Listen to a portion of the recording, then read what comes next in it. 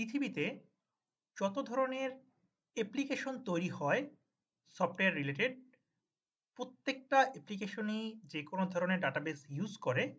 Suppose আমি যদি আমার ক্রোম ব্রাউজারে ইনস্পেক্ট করে সরাসরি অ্যাপ্লিকেশনে চলে আসি, তাহলে এইখানে দেখতে পারবেন যে লোকাল স্টোরেজ, সেশন স্টোরেজ এবং নানান ধরনের স্টোরেজ আছে।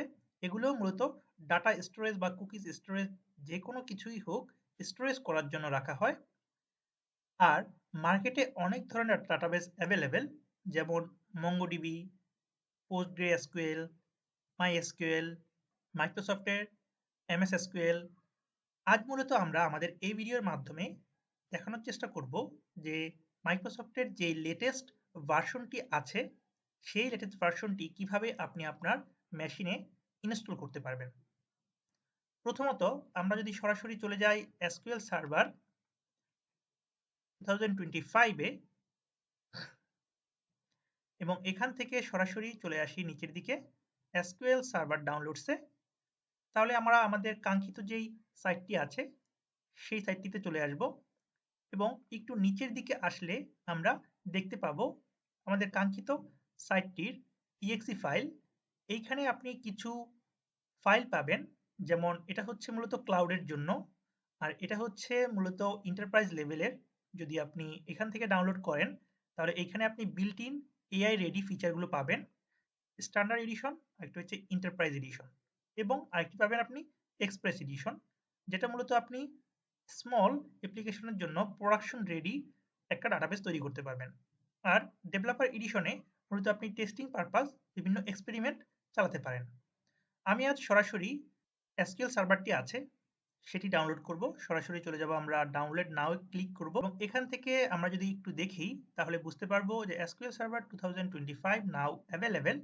SQL server 25 is an AI ready enterprise database with best in class security, performance and availability। এবং এছাড়াও আরো অনেক ধরনের ফিচারগুলো আপনি দেখতে পাচ্ছেন। জাস্ট এখানে আমি দেখতে পাচ্ছি যে registration for free trial today.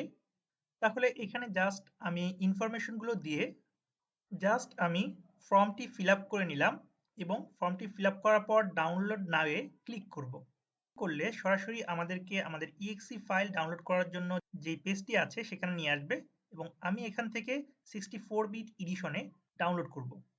Download হয়ে গেলে সরাসরি চলে যাব আমরা আমাদের ফাইলটিতে এবং এইখানে মূলত আমি ডাবল ক্লিক করে জাস্ট রান করব। ইয়েস, তাহলে এখানে দেখতে পাচ্ছেন এসকিউএল সার্ভার 2025 ইভ্যালুয়েশন এডিশন। আমরা করব মূলত কাস্টম এডিশন। সরাসরি চলে যাবে মিনিমাম ফ্রি স্পেস, অবশ্যই আপনি যেই ড্রাইভে রাখবেন সেই ড্রাইভে আপনার 8 জিবির উপরে থাকা লাগবে এবং ডাউনলোড সাইজ হবে 1.3.0.3 MB, মানে 1 জিবির একটু উপরে। এর পরবর্তীতে আমরা ইনস্টলে ক্লিক করব।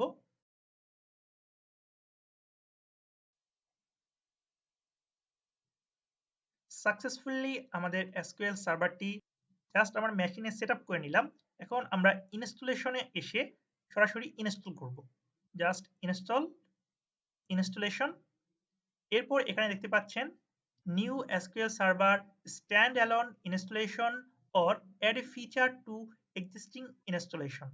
আমরা এই অপশনটিতে চলে আসব। এই বিষয়টি খুবই গুরুত্বপূর্ণ, এডিশন চুজ করা। অ্যাকচুয়ালি আপনি এই বিষয়টা যদি একটু পড়ে নেন তাহলে বুঝতে পারবেন। যদি আমি একটু বলি তাহলে আশা করি বিষয়গুলো আপনার কাছে আরো একটু ইজি হবে। এখানে যে বিষয়গুলো বলছে সেগুলো হলো এসকিউএল সার্ভার ইনস্টল করার সময় আপনি কোন এডিশন বেছে নেবেন সেটা অবশ্যই আপনার নিজের পছন্দ, বাট আমি যে বিষয়গুলো বলছি সেটা হচ্ছে আপনি চাইলে নিচের যে কোনো লাইসেন্স প্রোডাক্ট কি দিয়ে ইনস্টল করতে পারেন, অথবা মাইক্রোসফট অ্যাজুর এর মাধ্যমে পে অ্যাজ ইউ গো, যত ব্যবহার করবেন তত টাকা দিবেন, এই বিষয়টাও আপনি চাইলে করতে পারেন এবং বিলিং বেছে নিতে পারেন আপনি কোন মাধ্যমে বিল পে করবেন। আর যে বিষয়টা বলছে সেটা হচ্ছে এছাড়াও একদম ফ্রিতে ইনস্টল করা যায় এই এডিশনগুলো, suppose enterprise developer, standard developer, evaluation এবং এক্সপ্রেস। এখানে আরো কিছু বিষয় বলছে ইভ্যালুয়েশন এডিশন সবচেয়ে বেশি ফিচার দেয় কিন্তু শুধু 180 দিনের জন্য। আপনি যদি ইভ্যালুয়েশন এডিশনটা ব্যবহার করেন এটা মাত্র 180 দিনের জন্য ব্যবহার করতে পারবেন, এরপর আর চলবে না। এন্টারপ্রাইজ ডেভেলপার এডিশনের কোনো মেয়াদ নেই, এন্টারপ্রাইজের মতোই সব ফিচার আছে এখানে, তবে শুধু ডেভেলপমেন্ট আর টেস্টিং এর জন্য ব্যবহার করা যাবে, প্রোডাকশন চালানো যাবে না। স্ট্যান্ডার্ড ডেভেলপার এডিশনের মেয়াদ নেই কিন্তু ফিচার স্ট্যান্ডার্ড এডিশনের মতোই, এতে শুধু ডেভেলপমেন্ট টেস্টিং এর জন্য টেস্টিং এর জন্য। এক্সপ্রেস হলো সবচেয়ে হালকা এবং ফ্রি ভার্সন।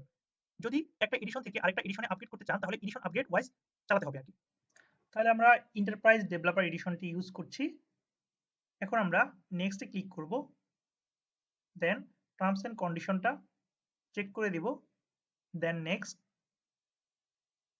দেন নেক্সট, তাহলে নেক্সট, দেন এইখানে আছে Azure extension for SQL server. আমরা এইখানে এইটা ইউজ করব না, আমাদের প্রয়োজন নেই ক্লাউড নিয়ে কাজ করার আপাতত। এরপর আমরা নেক্সটে ক্লিক করব, দেন এটা সবচেয়ে বেশি ইম্পর্টেন্ট পার্ট। আপনাদের এসকিউএল সার্ভারে আপনি যেই ফিচারগুলো প্রয়োজন সেটা আপনি এখান থেকে চেক করে নেবেন।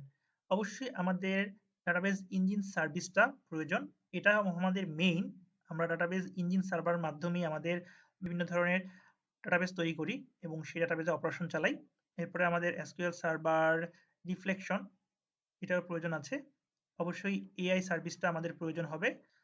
ফুল টেক্সট আমাদের এটার প্রয়োজন আছে। Base query service for external data আপাতত এটার প্রয়োজন নেই, এবং অ্যানালাইসিস সার্ভিস আমাদের এটার প্রয়োজন আছে। আরেকটা বিষয়, আপনি যখন এই সার্ভিসগুলো নেবেন বা ফিচারগুলো ইউজ করবেন অটোমেটিক্যালি আপনাদের কিন্তু এমবিটা এখানে শো করছে অ্যাকচুয়ালি কত মেগাবাইট আপনার নেবে। এবং শেয়ার ফিচারে এখানে জাস্ট আমি ইন্টিগ্রেশন সার্ভিসটা রাখলাম, বাকি দুইটি স্কেল আউট মাস্টার এবং স্কেল আউট ওয়ার্কার এটা আমার প্রয়োজন নেই। এখন আমি নেক্সটে ক্লিক করে পরবর্তী স্টেপে চলে যাব। এরপরে দেখতে পাচ্ছেন আমাদের ইনস্ট্যান্স, আমাদের এসকিউএল সার্ভার যে নেমটি থাকবে সেটা কি ডিফল্ট এই নামে থাকবে নাকি আমি নিজে একটা নাম চুজ করব। আমি ডিফল্ট নামেই রাখছি। যে এরপরে আমি নেক্সটে ক্লিক করব। নেক্সটে ক্লিক করার পর পরবর্তীতে দেখতে পাচ্ছেন যে specify the service accounts and collection configuration, যেগুলো ডিফল্টভাবে যেরকম আছে আমি সেরকমই রাখছি। এর পরবর্তীতে আপনাদের অথেন্টিকেশন মুড, আপনারা যদি অথেন্টিকেশন মুডটি মিক্স করতে চান অবশ্যই আপনি এটাকে ক্লিক করতে পারবেন। মিক্স মানে হচ্ছে গিয়া সার্ভার মুড এবং আপনার উইন্ডোজ অথেন্টিকেশন মুড, দুইটি মুডই থাকবে। জাস্ট এখানে আপনারা পাসওয়ার্ডটি দিয়ে দিবেন। আমি পাসওয়ার্ডটি দিয়ে দিচ্ছি এবং এরপরে আপনি একজন অ্যাডমিনিস্ট্রেটর এখানে রাখবেন অবশ্যই। আমি অ্যাড এ কারেন্ট ইউজার এখানে ক্লিক করে আমাদের যেই ডিফল্ট অ্যাডমিনিস্ট্রেটরটি আছে তাকেই রাখলাম অ্যাজ এ অ্যাডমিনিস্ট্রেটর হিসেবে এসকিউএল সার্ভারের। এর পরবর্তীতে নেক্সট। এরপরে আপনার এখানে আছে মাল্টি ডাইমেনশন মুড, একটা হচ্ছে টেবিল মুড। এখানে আমি টেবুলার মুড রাখলাম এবং এখানে specify which user have administrator permission for analysis service. এখানেও আমি আমার অ্যাডমিনিস্ট্রেটর হিসেবে আমাদের যে ডিফল্ট অ্যাডমিনিস্ট্রেটর আছে আমার পিসির আমি তাকেই রাখলাম এবং নেক্সটে ক্লিক করে পরবর্তী স্টেপে চলে যাব। এবং ফাইনালি আমরা আমাদের এসকিউএল সার্ভার 2025 এ কি কি রেডি করছি সেই বিষয়গুলো আমাদেরকে স্টেপ বাই স্টেপ দেখাচ্ছে, আপনারা চেক করতে পারেন। সবকিছু ফাইনালি সব ঠিকঠাক হয়ে গেলে আমরা ইনস্টলে ক্লিক করব। দেখতে পাচ্ছেন ফাইনালি আমাদের এসকিউএল সার্ভার 2025 সাকসেসফুলি মেশিনে আমাদের ইনস্টল হয়ে গেছে। এখন জাস্ট আমরা এখানে ক্লোজ করে দিব এবং ক্লোজ করার পর আমরা চলে আসব আমাদের এসকিউএল সার্ভার ইনস্টলেশন সেন্টারে এবং এইখান থেকে আমরা ইনস্টল এসকিউএল সার্ভার ম্যানেজমেন্ট টুলটি ইনস্টল করে নিব। জাস্ট এখানে ক্লিক করব, এখান থেকে আমরা ডাউনলোড করে নিব ফাইলটিকে। ডাউনলোড হয়ে গেলে সরাসরি চলে আসব এবং ডাবল ক্লিক করে ইনস্টল করে নিব। ইয়েস, দেখতে পাচ্ছেন visual studio installer. Just continue click করব, তাহলেই আমাদের স্টুডিওটি ইনস্টল হওয়া শুরু হবে। তাহলে সরাসরি চলে আসলাম ভিজুয়াল স্টুডিও ইনস্টলারে এবং এইখানে যে বিষয়গুলো আছে সেগুলো সম্পূর্ণভাবেই অপশনাল বিষয়গুলো আমরা এখান থেকে চাইলে এগুলোকে ক্লিক করে জাস্ট নিয়ে নিতে পারি, আর যদি না চাই তাহলে আমরা সরাসরি ইনস্টলে ক্লিক করে ইনস্টল নিয়ে নিতে পারি। জাস্ট এখন আমি যে বিষয়টা করব সেটা হচ্ছে আমাদের এই ওয়ার্কলোড থেকে যেগুলো আমাদের প্রয়োজন হবে, সাপোজ এআই অ্যাসিস্ট্যান্ট এর মাধ্যমে আমরা এআই রিলেটেড বিভিন্ন কুইরি এবং বিভিন্ন ধরনের হেল্প নিতে পারি সরাসরি এসকিউএল সার্ভার ম্যানেজমেন্ট স্টুডিও থেকে। এবং এছাড়াও আমরা কোড টুলের মাধ্যমে সরাসরি কাজ করতে পারি, যদি গ্রুপ ওয়াইজ কাজ করি গিটহাবের মাধ্যমে আমরা দেখা গেছে কোনো ডেভেলপারের সাথে কোলাবোরেশন করতে পারি।